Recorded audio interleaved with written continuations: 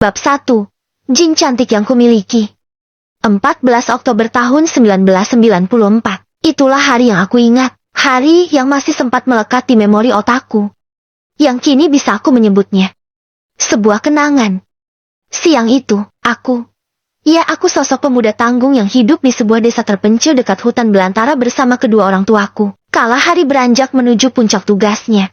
Langit kala itu hitam seakan enggan dilihat, tertutupi awan hitam yang tak lama lagi akan segera mengguyur desa kami. Tifa. Sebuah teriakan yang sudah biasa ku dengar. Ya, itu adalah ayahku yang memanggilku. Aku tersentak. Aku yang sedang asik menghaluskan sebilah bambu segera bergegas menghampiri ayah. Apa kau tak mendengar panggilanku, Diva? Ucap ayah. Maaf ayah, aku hanya bermain di samping rumah saja kok. Memangnya kau sedang apa? Tanya ayah. Aku membuat joran pancing ayah. Jawabku singkat. Sembari aku gemetar ketakutan. Aku sangat kenal sosok ayah, ya. Dia ayahku yang sangat mudah marah. Kemarahannya bisa dilihat dari raut wajahnya yang sambil melototiku. Coba bawa sini joranmu, Diva. Ia meminta aku mengambil. Joranku yang belum selesai aku buat. Tanpa berpikir lama aku bergegas mengambil joran itu. Dan segera aku menyerahkannya pada ayahku. Baru saja aku mengulurkan tanganku, dengan segera ia meraihnya dan plaka. Suara keras yang tepat mendarat di kakiku. Maaf ayah, maafkan aku. Pintaku pada ayah. Ya aku dipukul berulang kali menggunakan joran pancing yang hampir selesai ku buat. Hingga joran pancingku tak akan bisa kugunakan nantinya. Bilah itu patah menjadi dua bagian. Aku semakin takut memohon ampun pada ayah. Namun ayahku seakan tak menghiraukan permohonanku. Hingga sebuah dorangan keras yang bisa menyelamatkan diriku dari amarah ayahku. Tubuhku seakan tertarik jauh dari ayahku. Alhamdulillah. Gumamku. Terima kasih ibu. Tanpa menunggu lama aku membalikan tubuhku. Aku ingin sekali berlindung di balik dekapan ibuku. Ibuku. Sembari aku membalikan tubuhku. Hah? Aku tercengang heran. Bagaimana tidak aku tak melihat siapapun di hadapanku? Lalu siapa yang menarikku? Aku yakin aku ditarik oleh seseorang tadi. Aku terdiam heran. Kulirik ayahku dan aku kini dibuat heran oleh sikap ayahku yang mematung tanpa berkedip begitu lama. Hingga aku memanggil ayahku. Ayah, ampun ya. Aku memanggilnya, dan ayahku segera tersadar. Dan tanpa sepatah kata ia pergi meninggalkanku. Der, suara petir menyadarkanku. Kembali aku segera bergegas menghampiri kamarku. Aku berebahkan tubuhku, walau aku tahu aku belum membersihkan tubuhku. Tak pantas aku langsung beristirahat, gumamku. Namun tak ada pilihan lagi. Aku enggan jika aku harus ke kamar mandi. Aku yakin aku akan bertemu ayahku kembali. Kenapa ayahku begitu marah padaku, dan tak sebanding dengan kesalahan yang aku buat. Bahkan menurutku, aku tidak bersalah. Ya, aku memang masih pemuda tanggung. Usiaku kini baru saja 18 tahun. Tapi mengapa aku selalu mendapat pukulan dari ayahku? Sudahlah lebih baik aku tidur saja. Hujan di luar pun mulai mengguyur desa kami. Ibu, ya ibuku kemana? Aku kini teringat padanya. Sekarang aku teringat kembali. Iya, kejadian yang baru saja terjadi. Aku kira yang menarik tubuhku tadi adalah ibuku. Namun sekarang aku tak melihatnya. Aku beranjak dari tempat tidurku. Perlahan melangkahkan kakiku, dan mencari diam-diam ibu. Aku tak mau jika aku didengar ayah. Aku takut diomel lagi olehnya. Setiap sudut ruangan aku amati. Di mana ibuku? Gumamku. Hingga aku memutuskan aku akan memberanikan diri bertanya pada ayah. Segera aku hampiri ayah. Yang sedari tadi duduk di ruangan belakang. Ayah? Ibu kemana? Ayah melirik padaku. Dan dia menjawab. Ibumu tidak ada. Ibumu harus pergi dalam 2 hari ini. Kemana ayah? Tanyaku. Duduklah, ayah ingin bertanya padamu, nak. Aneh. Ya aneh, kenapa ayahku ini tadi begitu marah padaku. Tanpa pikir panjang, aku segera duduk di hadapannya. Sepi. Hening untuk beberapa saat ayahku tak melontarkan sepatah kata pun. Beliau hanya menatapku, namun kini raut wajahnya tak seseram tadi. Ya sekarang di hadapanku sosok ayah yang seakan ia ingin merangkul aku sebagai anak lelakinya. Maafkan ayah, Diva. Sembari ia mendekatkan tangannya. Sepertinya ia ingin mengusap kepalaku. Aku terheran, aku diam saja. Aku tak mau aku salah bicara di hadapannya. Apa kemarin kamu melihat ibumu, Diva? Tanya ayahku. Aku mengangkat perlahan kepalaku. Ku beranikan diri menatap bola matanya. Bukankah kemarin kita bersama-sama ayah? Ibu. Ayah dan aku sepertinya biasa beraktivitas di rumah ini. Jawabku segera. Cepat jawab saja, Diva. Ucap ayahku. Aku tersentak. Aku segera menjawab ulang pertanyaan ayahku. Iya ya, aku melihatnya. Jawabku. Itu bukan ibumu, Diva. Ucap ayah. Ah, bicara apa ayahku ini? Sedikit pun aku tak mengerti dari maksud ucapan ayahku. Terlebih aku masih pemuda nanggung. Aku sangat sulit mencerna gaya bicara orang tua. Aku memberanikan diri bertanya pada ayahku. Maksud ayah bagaimana ya? Dengar, Diva. Ibumu 2 hari yang lalu pergi ke rumah pamanmu. Ayah menyuruh ibumu membantu pamanmu. Membantu acara keluarga di rumahnya. Dengar baik-baik, nak. Jika kau melihat siapapun di rumah ini selain ayah, jangan kau hiraukan. Kau mengerti? Ucap ayahku dengan raut wajah serius menatapku. Baik, ayah. Aku menjawabnya, meski aku tak mengerti apa maksud dari ucapan ayahku. Sekarang tidurlah, namun bersihkan terlebih dulu tubuhmu dan jangan lupa makan ya. Ayah akan keluar rumah sekarang. Dan mungkin ayah pulang larut malam, nak. Baik ya, jawabku. Segera aku berdiri meninggalkan ayahku dan menuruti ucapannya. Beberapa saat kemudian, aku sudah membersihkan tubuhku. Ketika aku keluar dari kamar mandi, tak kulihat sosok ayahku. Mungkin ayah sudah keluar rumah. Aku sudah terbiasa sendiri di rumah. Ya, orang tuaku keduanya menghabiskan hari-harinya sebagai pekerja di perkebunan sayuran. Terkadang sebelum matahari menampakkan sinarnya, aku sudah ditinggalkan oleh kedua orang tuaku. Sudahlah, aku harus makan agar tidurku nyenyak. Gumamku. Tak begitu lama, aku sudah menyelesaikan makanku. Sekarang aku memilih masuk ke tempat tidurku, dan dengan segera membaringkan tubuhku, ku tatap langit-langit kamarku. Sesaat ku hela nafas panjang. Sial, aku besok tidak bisa ikut mancing dengan temanku. Joran pancingku sekarang sudah patah. Aku kesal mengingat kemarahan ayahku tadi. Ah, sudahlah. Semua sudah terjadi. Gerutuku kesal. Aku terdiam. Pikiranku kosong. Sesaat aku memikirkan ucapan ayahku tadi. Ku pejamkan mataku perlahan dan... Diva. Suara yang lembut memanggilku. Ya, suara wanita memanggil namaku. Siapa itu, gumamku? Aku berpikir mungkinkah itu suara tetanggaku. Segera aku membuka mataku. Aku berniat bangun. Mungkin saja seseorang ingin bertamu ke rumahku. Baru saja aku membuka mataku. Hah! Sontak aku tercengang. Aku diam 1000 bahasa. Pikiranku tak karuan. Bagaimana tidak? Sosok wanita dengan rambut panjang terurai duduk tepat berada di samping kedua kakiku. Wanita berambut hitam mengenakan pakaian hijau duduk membelakangiku. Terlihat selendang dengan warna yang sama melingkar di leher jenjangnya. Ya Tuhan, siapa ini? Inginku berkata, namun mulutku terkunci. Aku gemetar, aku heran teramat sangat. Bagaimana tidak? Seseorang bisa ada di tempat tidurku saat ini. Sementara, aku yakin kamarku terkunci rapat. Aku sendiri di rumah ini. Ya Tuhan, makhluk apa ini? Manusiakah atau apa? Aku hanya diam mematung menyaksikan pemandangan di hadapanku. Seh! Aliran darahku seakan mengalir deras. Detak jantungku berdegup kencang ketika sosok itu perlahan.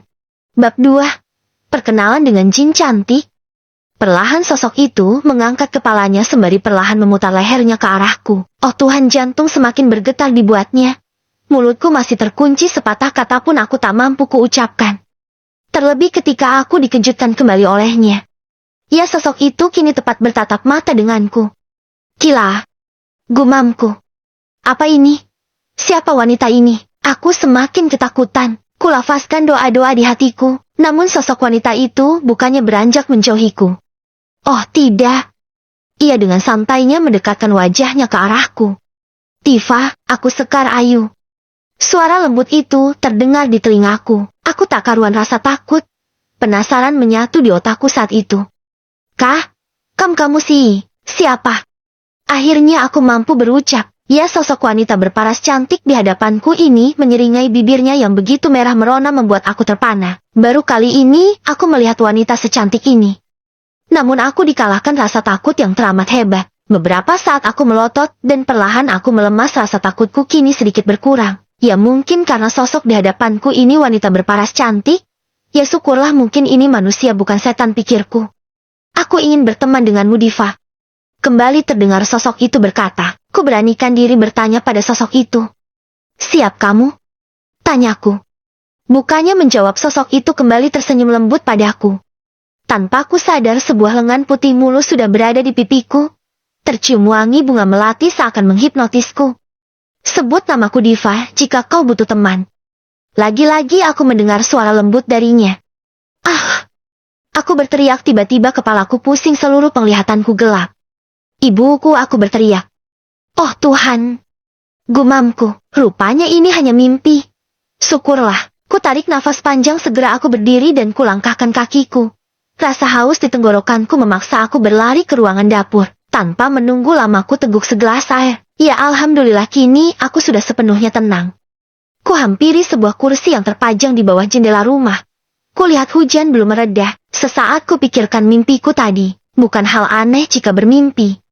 Namun mimpi janggal ini seakan terngiang-ngiang di kepalaku. Sosok wanita cantik yang ada di mimpiku tadi seakan membuat aku menjadi lelaki dewasa. Ya aku rindu melihat kembali wajah itu. Rasa takut kini hilang tergantikan rindu. Ah, kenapa aku ini, gerutuku, aku tersenyum sendiri. Ku ingat kembali, ya aku ingat pesannya. Namanya Sekar Ayu. Dan aku bisa memanggilnya dengan menyebut namanya jika aku butuh teman. Namun aku ragu, terkadang aku takut, namun di sisi lain rasa penasaranku bergejolak. Aku lebih memilih melanjutkan tidur, aku takut jika aku harus mencoba memanggil namanya. Ya, meski itu hanya sebuah mimpi. Ku coba kembali membaringkan tubuhku, dan mungkin aku terlelap saat ini. Rasa hangat ku rasakan di wajahku. Wah, apa ini? Rupanya sudah pagi, aku tertidur begitu pulas. Sinar mentari pagi berhasil menerobos celah jendela kamarku. Ayah, apakah ayah sudah pulang?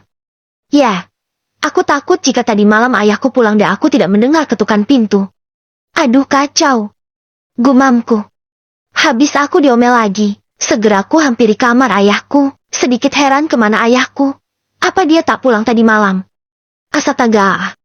Teriakku. Aku dikejutkan sapaan seseorang di belakangku. Kau sedang apa, Diva? Itu ayahku. Rasa takut mulai menyeruak di tubuhku, bagaimana tidak. Aku tahu sosok ayahku yang mudah marah. Aku ketiduran semalam ya. Maaf, aku tak sempat membukakan pintu. Ayahku tersenyum kecil. Ayah baru saja pulang, nak. Kau lupa mengunci pintu kan?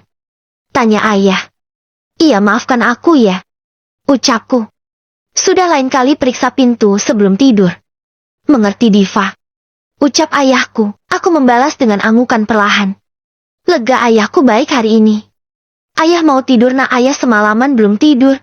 Ayah menjaga tetangga kita yang sedang sakit. Sahutnya. Iya ya. Jawabku singkat.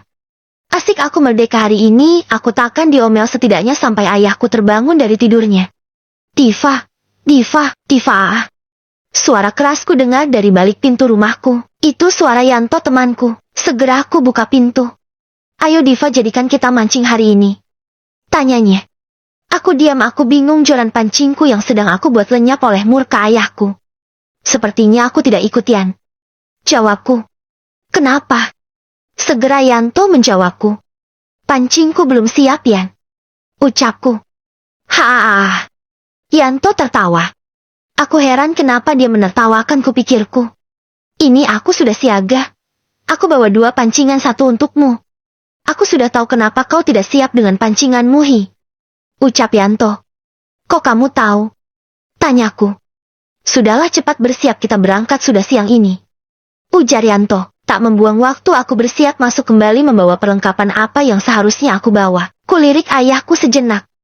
Suara denguran nafasnya ku dengar. Ya, ayahku sudah pulas tertidur. Selang berapa lama kami sudah sampai di sebuah sungai. Sungai Tapa orang di sana menyebutnya. Sungai yang masih sangat asri di desaku. Tak sedikit orang beraktivitas setiap harinya di sungai itu. Tak terasa kini aku sudah tepat berada di pinggir sungai. Kulihat Yanto bergegas memasang umpan dan mencari tempat yang menurutnya nyaman. Aku memilih sembari bersandar tepat di bawah pohon rindang. Waktu berlalu. Kemana ini ikannya kok sepi ya? Ku dengar ucapan Yanto yang tak jauh dariku. Kulirik iya. Namun hanya ku balas dengan senyuman, dan bertanya padanya. Yanko, kamu tahu soal pancingku tadi?